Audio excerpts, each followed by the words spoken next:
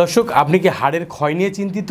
আসলে হাড়ের ক্ষয় হতেই পারে, বাট এটার জন্য আপনি কখনো ভাববেন না যে আমার এই হাঁটুটা আর ভাঁজ হবে না, বা এই জয়েন্ট নিয়ে আমি আর নামাজে বসতে পারবো না, বা এই অবস্থায় আমি নামাজে গিয়ে ভাঁজ হয়ে আগের মতো স্বাভাবিক জীবনে ফিরে আসতে পারবো না।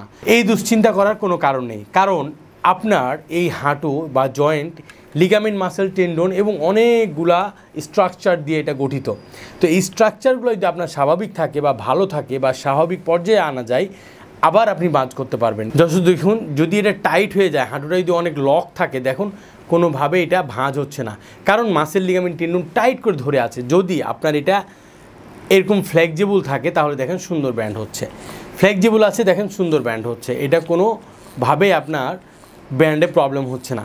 তো আপনারা যারা হাঁটু ব্যান্ড করতে পারছেন না, বা হঠাৎ করে ব্যথা হলো হাঁটুতে, ব্যথা হওয়ার পরে হাঁটু ব্যান্ড করা বন্ধ করে দিয়েছেন, তারা অনেক দুশ্চিন্তায় থাকতেছেন যে আমার হাঁটু ব্যান্ড হচ্ছে না, আমি নামাজ অনেক থেকে বসছি না, স্বাভাবিকভাবে নামাজ না পড়লে দেখা গেলো মনে তৃপ্তি পাচ্ছেন না।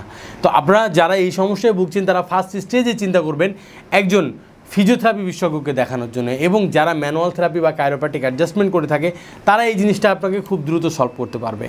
আমাদের সাথে যোগাযোগ করতে পারেন, স্ক্রিনে আমাদের নাম্বার দেওয়া আছে।